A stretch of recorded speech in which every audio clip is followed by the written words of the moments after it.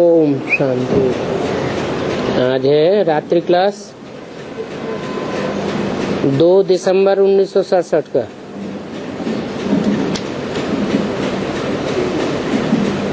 जब भी किसी को समझाते हैं तो ये समझाना है कि भक्ति मार्ग दुब्बण है।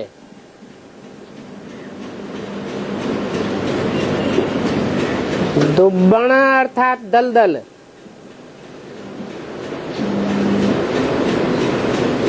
दलदल में से जितना ही निकलने की कोशिश करते हैं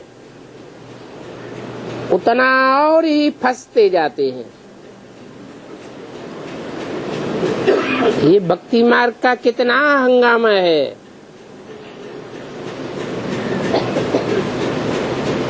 ज्ञान में तो चुप रहना है,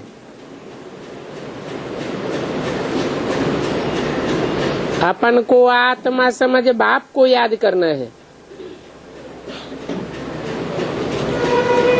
कर्म करते भी अपने को आत्मा समझ और अपने धाम को याद करना है। अंत में आत्मा और आत्मा के धाम के सिवाय और कोई याद न रहे।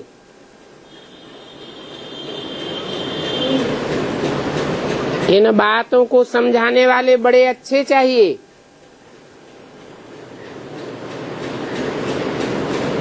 समझाने वाले खुद कच्चे होंगे।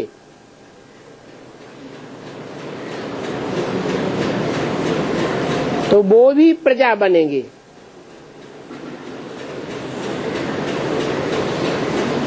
आत्मिक स्थिति पक्की चाहिए।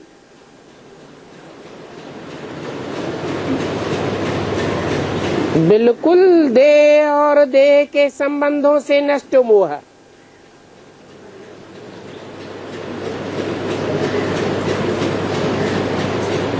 पक्के होंगे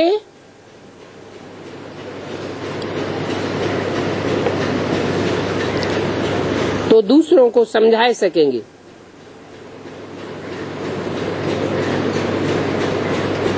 अनुभव सब बच्चों ने सुनाया। कहेंगे कि यहाँ तक हम भी दुब्बण में थे।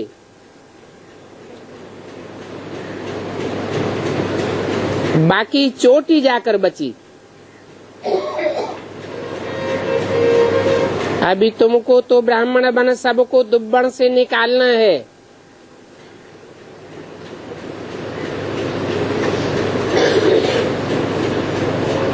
धीरे धीरे करते करते डूबे हैं।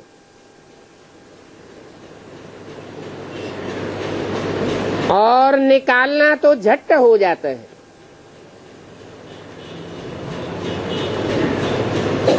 सिर्फ बुद्धि में बात बैठनी चाहिए। डूबने में आधा कल्प और निकालने में 1 जन्म लगता है।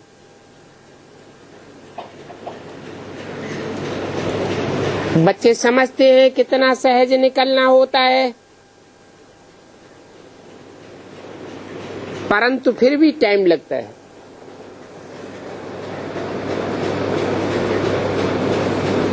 इतना लंबा टाइम क्यों लग जाता है? लगना चाहिए 1 सेकंड।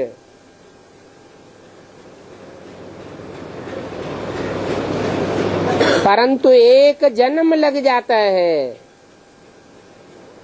कोई कोई के संगम में 2-3 जन्म भी होते हैं।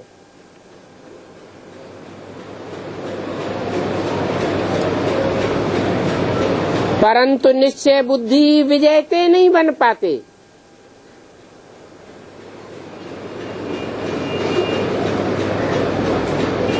ब्रह्मा के लिए गाया हुआ है, राजा जनक के लिए गाया हुआ है। 1 सेकंड में जीवन मुक्ति। समर्थी की बात है ना।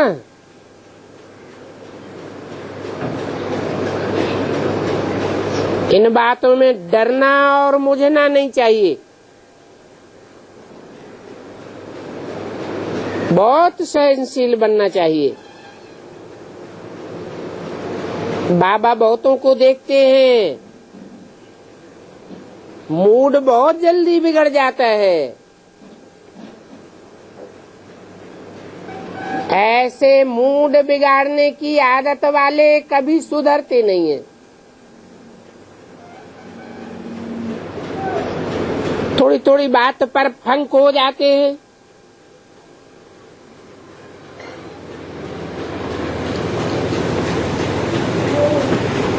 फिर तो सुधरना भी मुश्किल हो जाता है।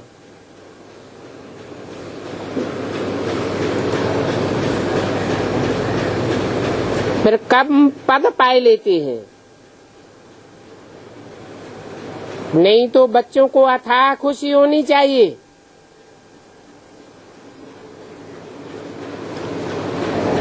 घड़ी घड़ी मूड ऑफ नहीं होना चाहिए। समझते तो हैं कि बाप के बने हैं,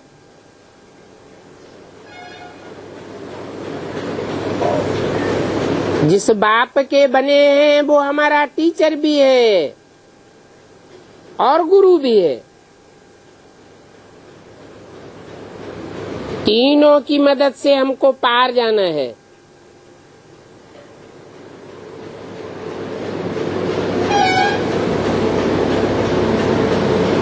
और तीनों की शक्ति एक में ही आ जाती है।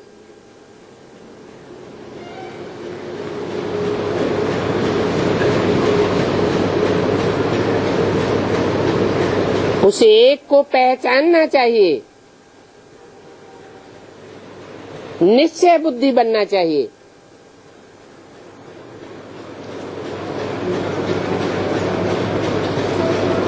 निश्चय उखड़ने और निश्चय बैठने का ही रोल है। माया घड़ी घड़ी निश्चय को उखाड़ देती है।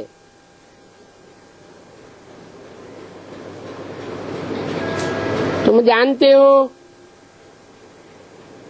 बेहद की राजधानी स्थापन हो रही है।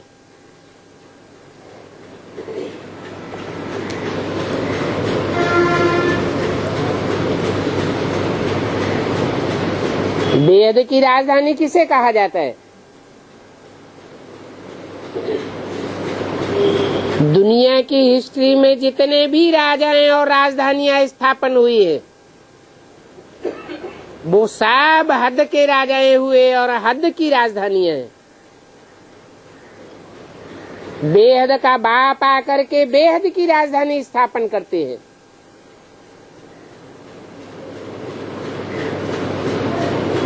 उस बेहद की राजधानी में नंबरवार पद हैं।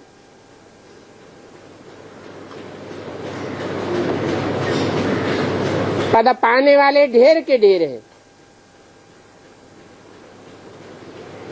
तो पद के लिए पुरुषार्थ करना चाहिए।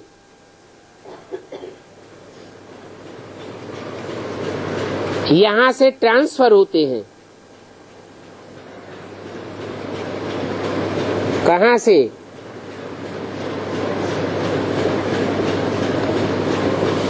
बेसिक नॉलेज से ट्रांसफर होते हैं। एडवांस पढ़ाई में जाते हैं। फिर वहां से भी ट्रांसफर होते हैं।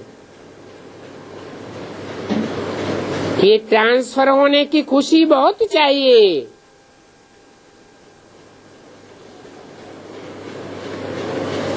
बाबा भी रोज कहते हैं बच्चों तुम पदमा पदम भाग्यशाली बनते हो।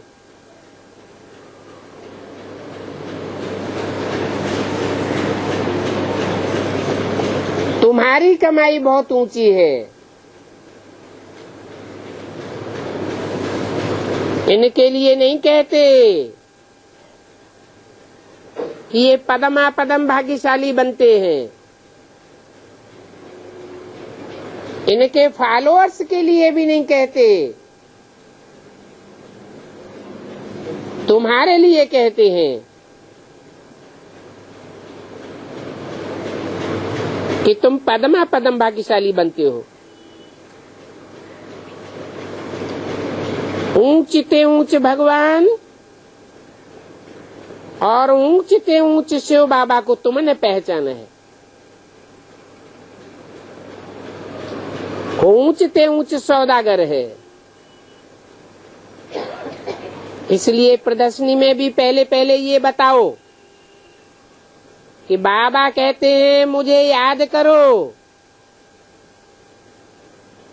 इस याद से ही तुम पवित्र वन वर्षा पाए लेंगे।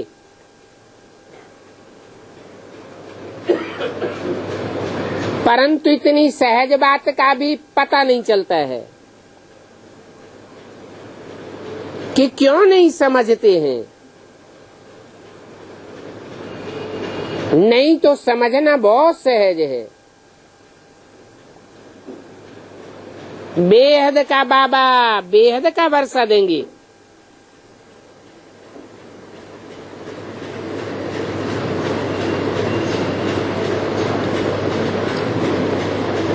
चौरासी जन्मों में हद के बाबा मिले।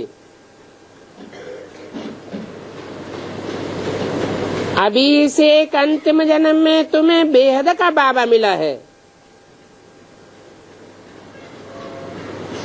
उनसे बेहद का वर्षा मिलता है। बेहद की राजधानी का वर्षा है और ब्रह्मांड भी बेहद का है।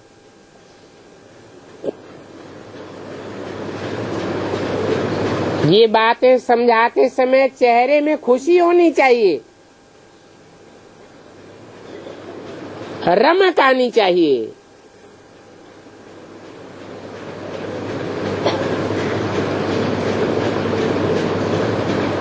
बाप जो ज्ञान सुनाते हैं,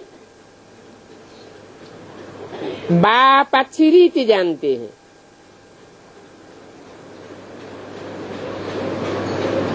ब्राह्मण बच्चे ये भी जानते हैं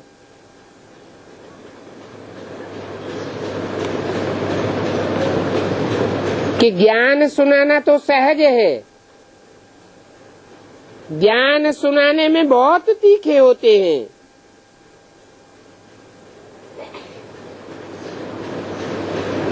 परंतु वो नशा नहीं रहता है। याद का नशा नहीं रहता। समझते हैं जो मिला सो अच्छा। बाप तो कहते हैं ये तो कल्प कल्प की बाजी है। थोड़े में खुश नहीं हो जाना चाहिए। अच्छा प्रजापद मिला तो सही,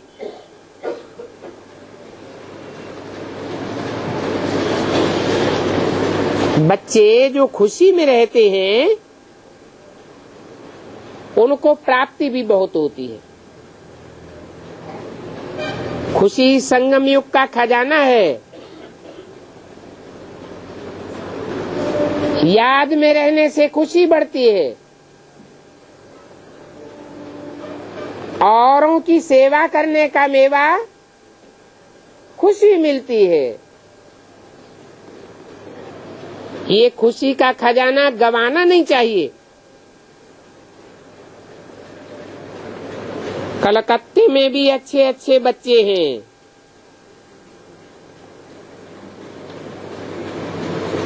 अच्छे ही मददगार बनते हैं। बच्चे उल्लास में रहते हैं तो अपन को मददगार समझते हैं। मददगार बच्चे जाने कि हम क्या करते हैं।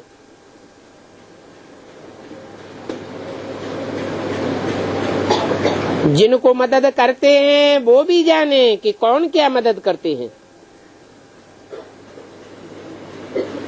सबको तो नहीं मालूम पड़ सकता। देने वाले भी खुश होते हैं कि हम बाबा को देते नहीं हैं परंतु हम लेते हैं।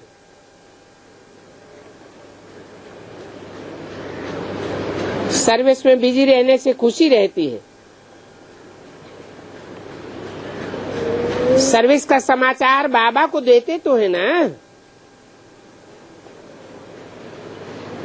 जहाँ कम सर्विस इतना लाभ नहीं निकलता है तो समझाया जाता है कि ऐसे ऐसे करो।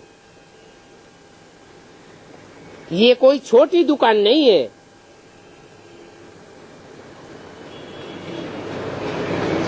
छोटी दुकान ही फिर बड़ी दुकान बन जाती है। सेल्समैन का समाचार जाता है कौन अच्छी बिक्री करते हैं।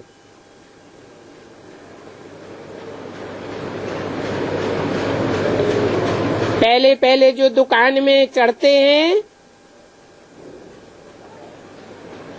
तो पहले हल्का काम सफाई आदि करने का जोर दिया जाता है। जो अच्छी बिक्री करते होंगे, अच्छा धंधा चलाते होंगे, उनका फिर समाचार जरूर सेठ के पास जाएगा। यहाँ भी ऐसे है। बहुत सर्विस करने वालों का नाम बाबा के पास पहुंचता है।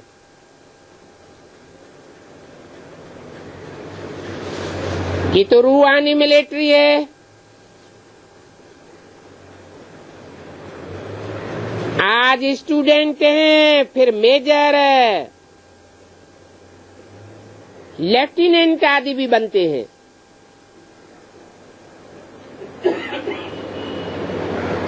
कोई मार्शल भी बन जाएंगे।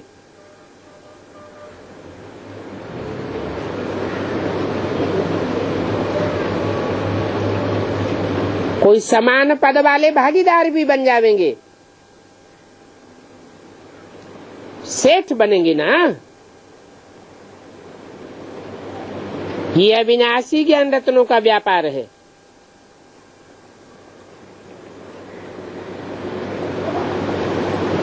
इस व्यापार में जितनी कमाई है,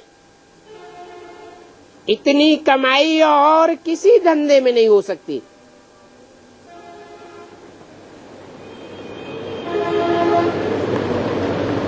वो कमाई एक जन्म के लिए होती है।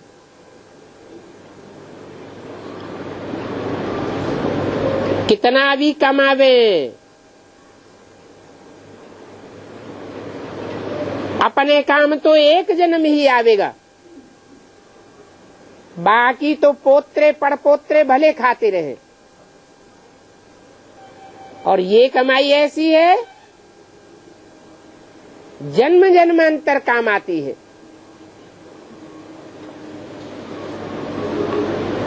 21 जन्म की तो गारंटी है।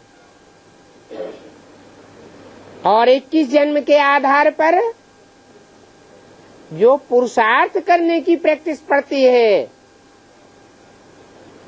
वो 63 जन्म भी काम आती है।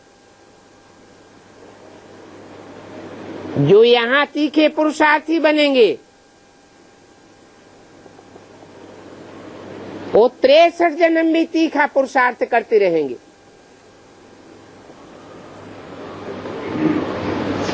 कोई कोई तो एक जन्म में ही गैलअप करके सिपाही से सम्राट बन जाते हैं। इतनी तीखी पुरुषार्थ की गति होती है।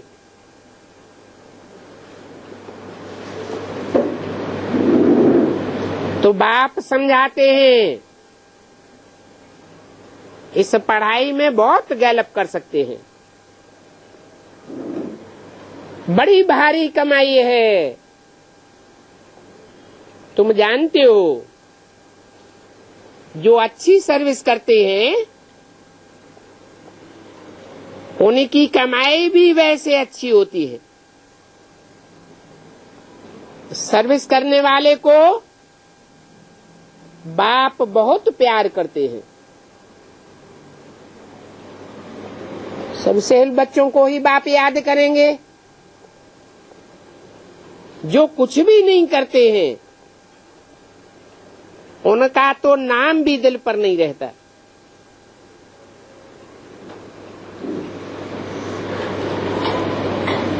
तो तो बच्चों को नाम वाला करना चाहिए। चारों ओर हैंड्स की डिमांड बहुत है, परंतु ऐसे अच्छी सर्विस करने वाले बहुत कम हैं। दिल पसंद नहीं है, इसलिए अब क्लासेस भी कोचिंग के लिए निकालते हैं। सो भी कोचिंग क्लास में बहुत संभाल रखनी पड़ती है।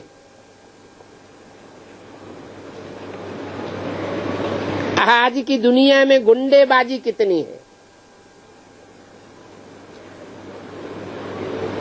यहाँ भी ब्रह्मा कुमारियों के पीछे कीचक लग जाते हैं। अच्छे अच्छे बच्चों की बहुत संभाल चाहिए।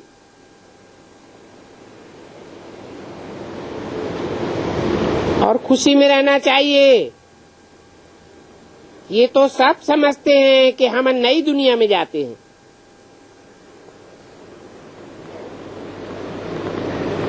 दुनिया बदलती है तो बच्चों को मालूम पड़ता है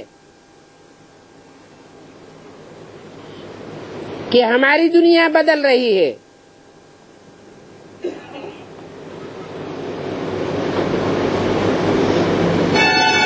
दुनिया तो बदलती है, परंतु ये भी सोचना चाहिए कि हम उस दुनिया में क्या पद पावेंगे।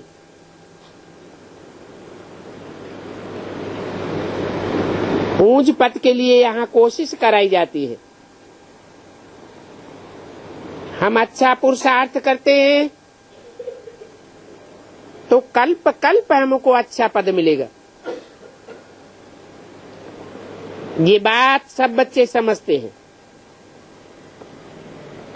कि नई दुनिया में भी नंबरवार पुरुषार्थ अनुसार पद मिलता है। पुरुषार्थ नहीं होगा, पढ़ाई नहीं होगी तो कम पद मिलेगा।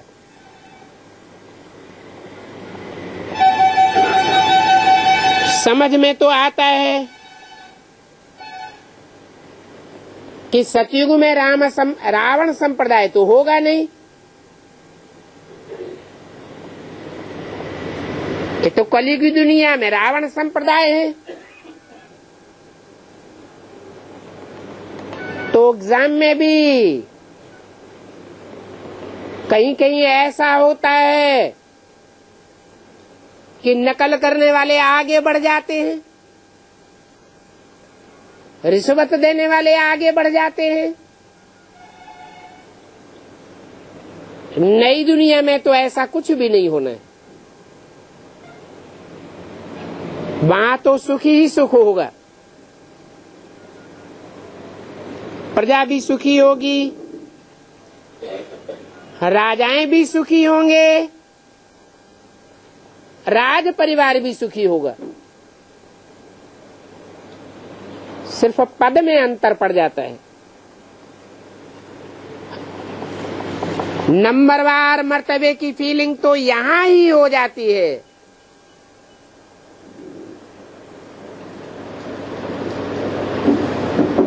पांच 12 67 की वाणी का दूसरा पेज। सब बच्चों को फीलिंग आवेगी कि नई दुनिया रूपी संगठन में हमारा क्या पद बनने वाला है।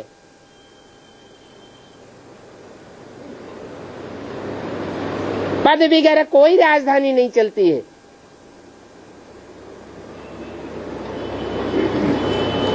जिनको ऊंच मर्तबा मिलता है उनको खुशी उमंग उत्साह बढ़ता जाता है। उनकी आमदनी बहुत अच्छी होती है।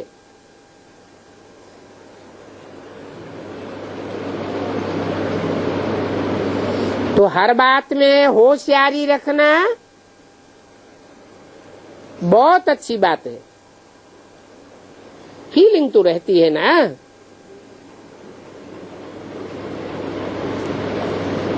सुख की भी अच्छी फीलिंग आवेगी दुख की भी फीलिंग तो आती है ना। बाप तो कहेंगे पुरुषार्थ करो, ऊंच पद पाओ, तो जरूर खुशी की फीलिंग रहेगी। यहाँ संगम युग में खुशी की फीलिंग जन्म जन्मांतर की प्राप्ति कराती है। बाकी ये ड्रामा तो पहले से ही बना हुआ है। इसके लिए कहते हैं बनी बनाई बन रही, अब कछु बननी न है। बाप कहते हैं तुमको ज्ञान का तीसरा नेत्र दिया है याद करने के लिए। अपनी जांच करो, घड़ी घड़ी जांच करते रहो कि हमारा बुद्धियोग बाप के साथ है। बुद्धियोग बाप के साथ कितना रहता है, और देह के संबंधियों और देह के पदार्थों के साथ बुद्धियोग कितना रहता है। बाप का नाम, बाप का रूप, देश, काल, ये सभी समझाया तो है ना।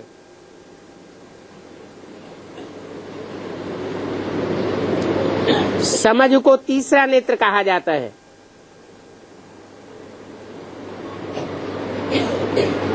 यहाँ तुम जैसे देखते नहीं हो, अशरीरी हो जाना होता है।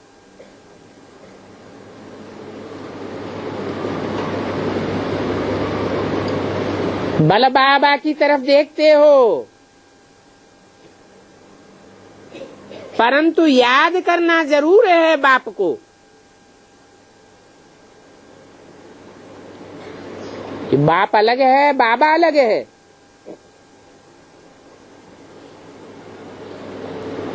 यह बेसिक नॉलेज की बात है।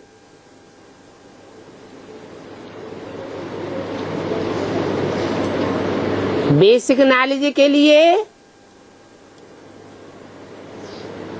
बूढ़े को बाबा कहा गया है। ब्रह्मा बाबा बूढ़े थे, बल बाबा सामने था, परंतु बुद्धि में रहना चाहिए कि हमें बाप को याद करना है। बाप भी तुम बच्चों को देखते हैं। बाप की याद को भूलना नहीं है। और बाप ऊंच पद पाने के लिए समझाते हैं। ऐसे न हो कि बुद्धि बैठे बैठे कहीं और चली जाए।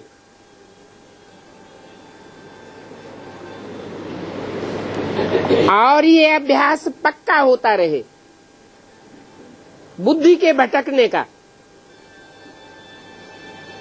लंबे समय के पुरुषार्थी जीवन में अगर अंत तक बुद्धि भटकती रही तो अंत मते सो गते हो जाएगी।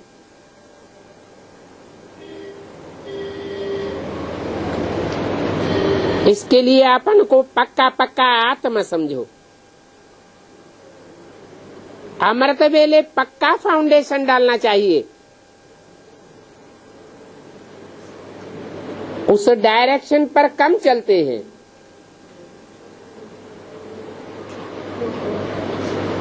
चलने से फायदा भी होगा। डायरी रखना बहुत जरूरी है। फिर ये भी देखना है कि हमने यज्ञ की सेवा कितनी की।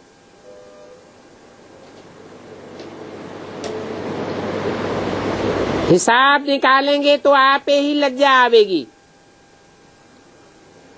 कि हमने तो 2 घंटा भी सर्विस नहीं की।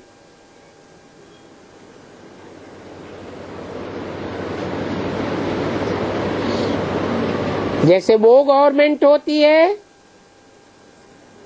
ये भी ईश्वरीय गवर्नमेंट है।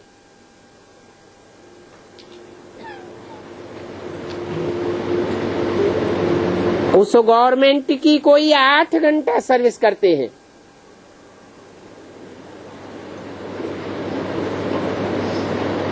यहां देखना चाहिए हम कितनी सर्विस करते हैं।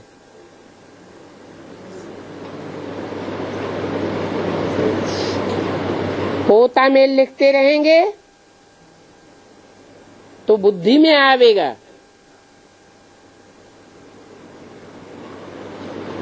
लिखने से दिखा भी सकेंगे। बाबा भी आफरीन देंगे।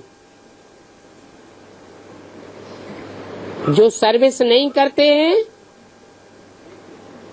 तो मुफ्त में अपने ऊपर कर्जा चढ़ाते रहते हैं।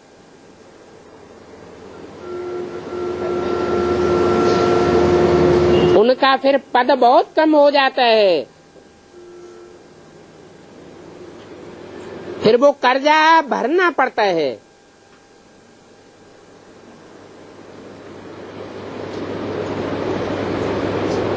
जन्म जन्मांतर कर्जा भरते रहेंगे।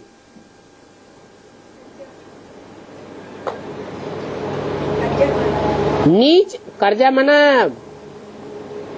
लोन लिया जाता है ना, तो लोन देना पड़ता है।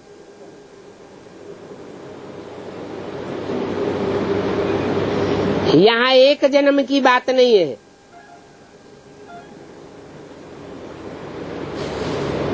जो लोन लेते हैं उसके ऊपर ब्याज के ऊपर ब्याज, ब्याज के ऊपर ब्याज भी चढ़ता जाता है।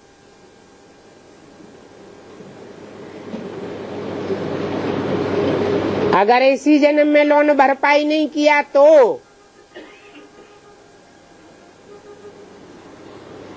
ऐसे कर्जा चढ़ाने वालों का पद बहुत नीचा हो जाता है।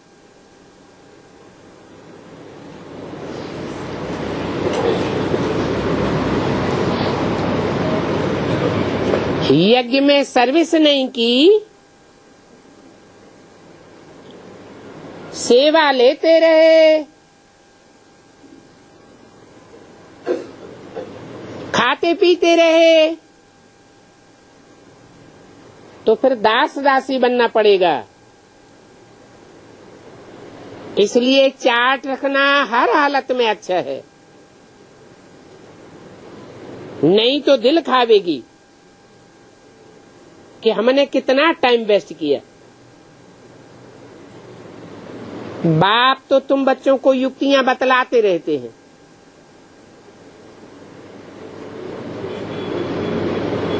अभी टाइम वेस्ट नहीं करना चाहिए। बाप को बच्चों के लिए रात दिन ख्यालात चलता रहता है।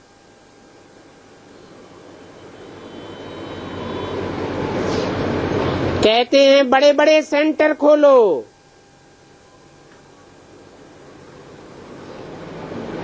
छोटे छोटे नहीं।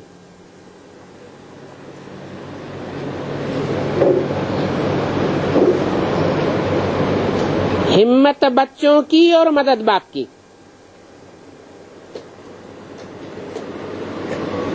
इस यज्ञ का नाम ही है राजस्वमेघ।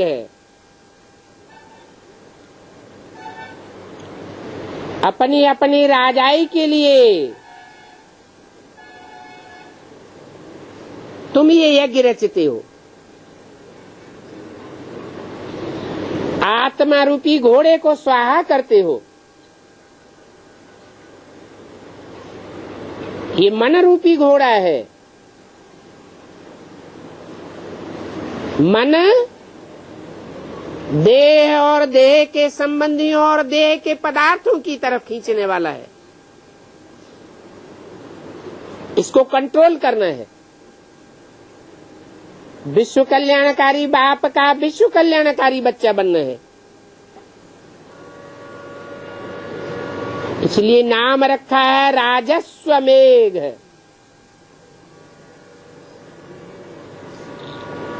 मेध माना स्वाहा करना। इस मन को स्वाहा करना है। मन को अमन बनाना है, तब अमन चैन की दुनिया में उच्च पद पावेंगे। सर्विस का शौक तो सबको होना चाहिए।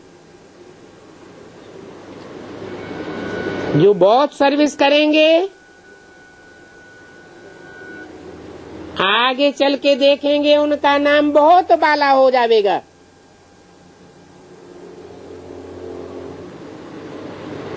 बाप समझाते हैं कि तुम स्टूडेंट तो हो ही, रजिस्टर रखने से तुमको मालूम पड़ जाएगा कि हम कितना टाइम वेस्ट करते हैं। डायरी में नोट करने से बहुत पता पड़ेगा। अपनी उन्नति करनी चाहिए, तुम्हारी डायरी ही शो करेगी, क्योंकि ये तो यज्ञ है ना। बहुत बच्चे हैं जो पूरा समझते नहीं हैं। बाप तो चाहेंगे कि ये बच्ची भी ऊंच पद पावे। टीचर तो कहेंगे हमारे बहुत बच्चे, बहुत स्टूडेंट पास हो जावे। ये तो ड्रामा में पहले से ही नूद है। अपने चार्ट से पता पड़ेगा कि हम सारा दिन क्या क्या करते हैं। ये ख्याल में आना चाहिए कि हमने शुरू में जो दिया है वो भविष्य के लिए जरूर पक्का हो जाता है।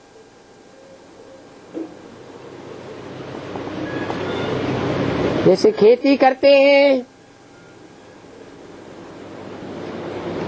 मौसम के आदि में ही जो बीज बोया जाता है वो बहुत फल देता है।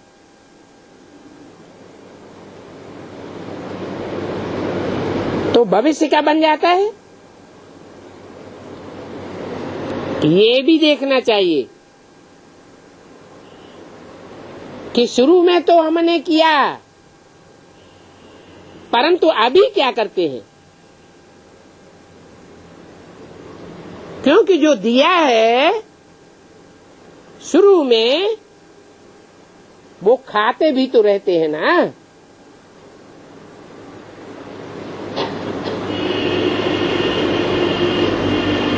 फिर खाते खाते वो सब खत्म हो जाएगा। हर बात का हिसाब भी है। ऐसे न समझे कि बाबा ने हमको ये बात बताई नहीं, इसलिए बच्चों को बाटे घाटे का हिसाब रखना बहुत जरूरी है, जांच करनी है।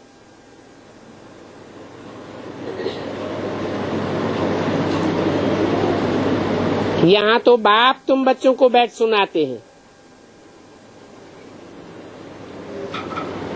पहले पहले तो नजदीक में ये सुनते हैं,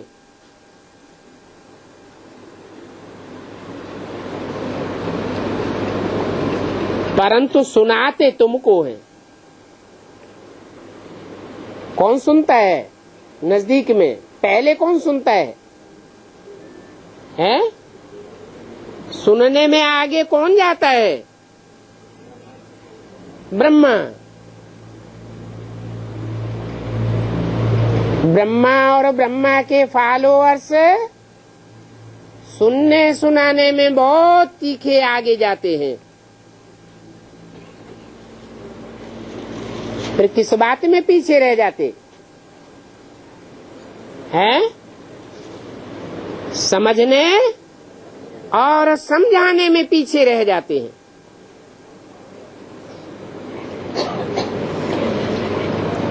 बाप तुमको सुनाते हैं। क्यों? ब्रह्मा को और ब्रह्मा के फॉलोअर्स को नहीं सुनाते।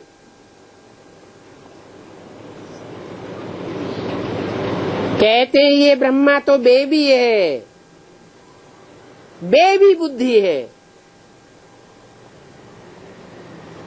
बात की गहराई को समझने का इतना बेबी में अकल नहीं होता।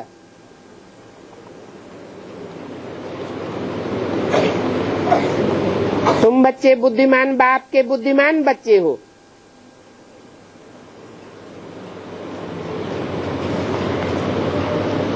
जो भी राजाएं बनते हैं वो बुद्धिमान राजाएं बनते हैं या बुद्धू लोग राजाएं बनते हैं? अगर कोई बुद्धू राजा बन भी गया तो उसकी राजाई कितने दिन चलेगी? खलास हो जाती है। तो बाबा तुमको सुनाते हैं,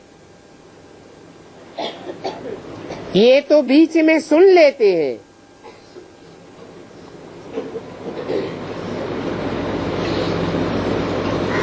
ये सिर्फ सुनते हैं।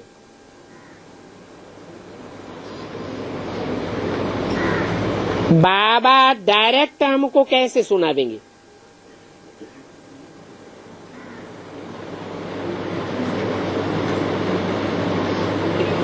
तुमको सुना देंगे तो हम भी सुनेंगे। ये किसने बोला?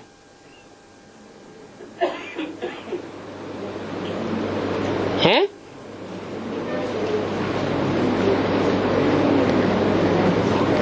बाबा डायरेक्ट हमको कैसे सुनावेंगे? प्रश्न किया। तुमको सुनावेंगे तो हम भी सुनेंगे। भविष्य की बात बताई या जिस समय मुरली चल रही थी उस समय की बात सुनाई है? भविष्य के लिए इशारा दिया। हम अकेले को कैसे सुनावेंगे?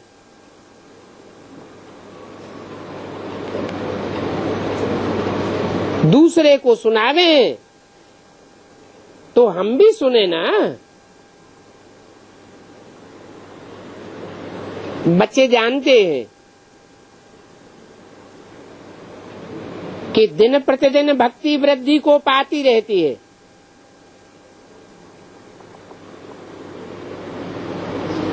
बाप ज्ञान का सागर आया हुआ है तो ज्ञान वृद्धि को पाना चाहिए या भक्ति वृद्धि को पानी चाहिए?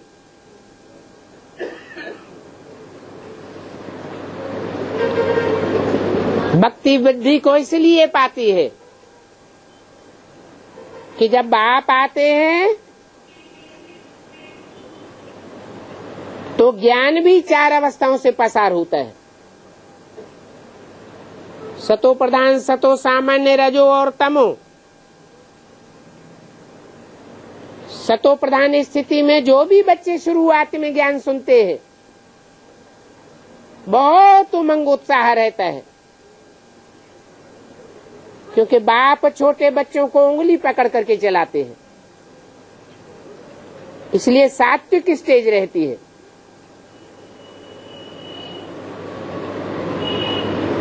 बाद में धीरे धीरे उंगली छोड़ते जाते हैं और बच्चे आपस में एक दूसरे के साथ हिलकते जाते हैं। होते होते बाप से कनेक्शन कट होता जाता है।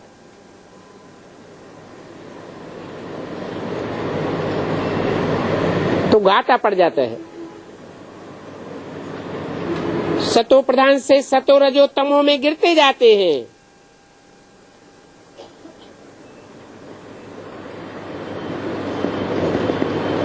बुद्धि योग अनेकों की तरफ लग जाने से व्यभिचारी बन जाते हैं। यहाँ संगम युग में होती है याद, और भक्ति मार्ग में याद नहीं करते हैं। क्या करते हैं? भक्ति करते हैं।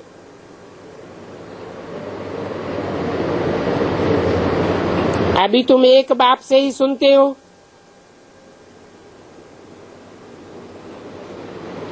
ये है व्यभिचारी याद।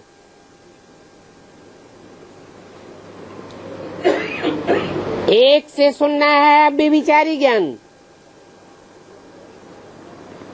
अनेकों से सुनना और उनकी बातों को धारण करना, ये हो जाता है व्यभिचारी ज्ञान।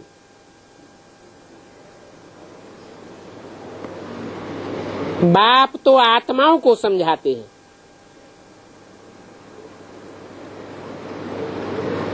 देह अभिमानी मनुष्य मनुष्यों को समझाते हैं। तुम्हारी आत्मा आर्गन्स द्वारा सुनती है और आत्मा ही एक शरीर छोड़ करके दूसरा लेती है। 84 जन्मों का हिसाब भी तुमको समझाया है। जो अच्छे अच्छे पुरुषार्थी होंगे, जिन्होंने 63 जन्म भी अच्छा अच्छा पुरुषार्थ किया होगा, सतो प्रधान भक्ति की होगी, ज्यादा भक्ति की होगी, वो पहले पहले आवेंगे। कहाँ आवेंगे पहले पहले? बाप के पास पहले पहले आवेंगे। पहले पहले अव्यभिचारी ज्ञान सुनेंगे। सारा मदार पुरुषार्थ पर है।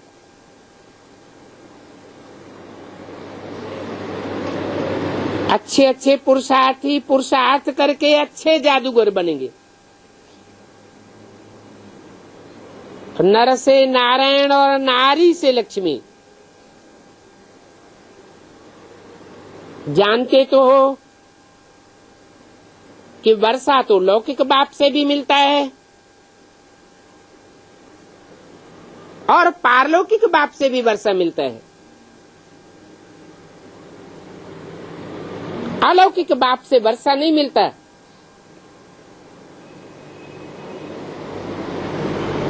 इनके द्वारा पारलौकिक से मिलता है। किनके द्वारा? ये नहीं कहा इसके द्वारा, क्या कहा? इनके द्वारा। इनके माना राम और कृष्ण दोनों ही आत्माएं एक ही शरीर में प्रवेश करके जब पाठ बजाती है तो उनके लिए बोला है, इनके द्वारा पारलौकिक से वर्षा मिलता है।